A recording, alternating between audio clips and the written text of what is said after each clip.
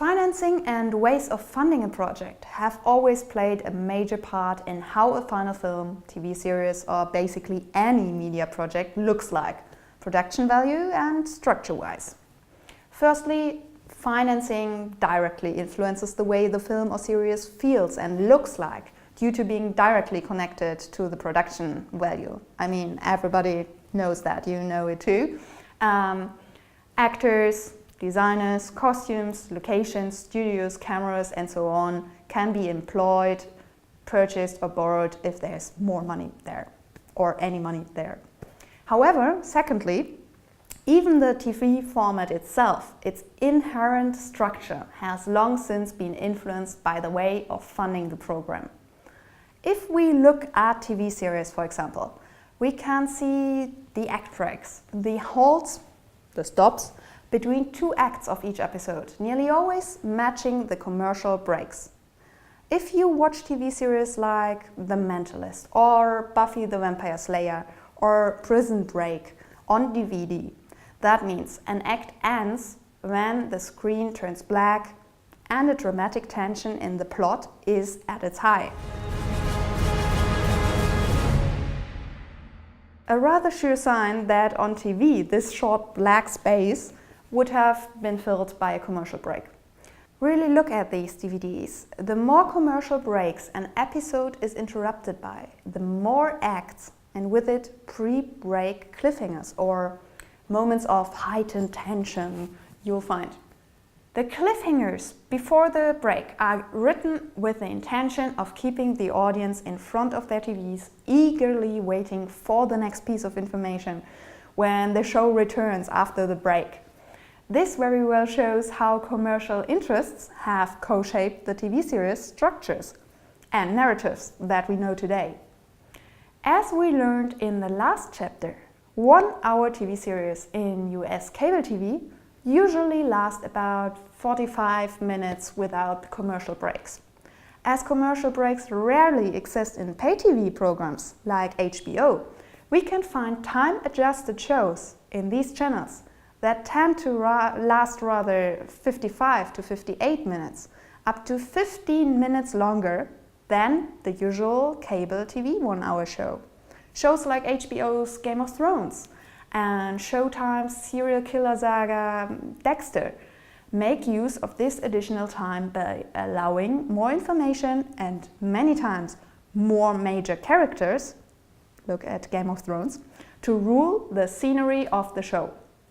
Although Hulu.com and other online video platforms operate with later-induced short commercial breaks, many web formats today make use of a completely different commercial model: product placement and branded entertainment.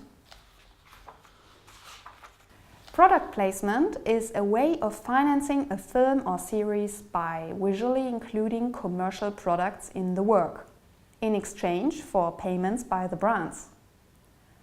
Although many movies feature product placement, German TV, for example, has strict rules limiting or banning it.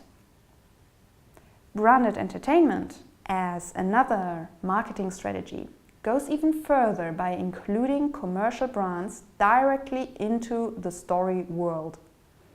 If we look at IKEA's web series Easy to Assemble, for example, the show not only features the brand logo or only one product, but the whole series takes place in an IKEA market, with all the protagonists being IKEA sales assistants. There's an emerging trend amongst brands to sort of get involved with TV series, classic TV series, by sponsoring web spin-offs, which is a crass, cheaper way of doing product placement, to be honest, because you can focus a lot more on the product, you're a lot freer, and you don't have to pay the huge, humongous amounts you would have to pay if you do classic product placement. Especially, you pay when you do product placement, you are paid by the seconds that your product is on air, and that's that. If you compare it to what you see on Teen Wolf, the Teen Wolf spin-offs or the Psych spin-offs, or I think Covered Affairs also had one. where the product is on nearly all the time, or at least you have like a big brand frame where it's all about that. You still have a possibility to sort of pay for something, even if you don't want to spend that much money, and still be a really prominent part of content. So it's become increasingly popular over the last few years, and it's of course makes that TV spin-offs lose maybe a bit of their charm. However, they make them payable, which is really interesting and something that you strive for, because that's what you want. You want to be able to tell more stories. You want to tell other stories that you couldn't tell on TV, because you have limitations there, and you don't really usually have those exact same limitations if you do it online, because you can be a bit more edgy when you write stories. Rebecca talks about web spin-offs of TV series that work as branded entertainment. A spin-off is a narrative media format that is based on another, already existing format. The spin-off most often revolves around one aspect of the original work, for example, a character, location, event, or theme. To give some examples, famously, one of the protagonists of TV series Buffy the Vampire Slayer, the vampire Angel, entered his own TV series of the same name, Angel, which became a successful supernatural detective procedural. Or, as was announced earlier in 2013, J.K. Rowling's book and film series Harry Potter will be followed by a spin-off called Fantastic Beasts and Where to Find Them, which focuses on Newt Scamander's life, the fictional author of one of Harry Potter's school books. The US serial drama Teen Wolf from 2011 and running on MTV offers such a spin-off with Search for a Cure, a web original series that can also be defined as branded entertainment. The web series focuses on the TV series' protagonist's sidekick. It also includes the protagonist, but he's rather the sidekick here.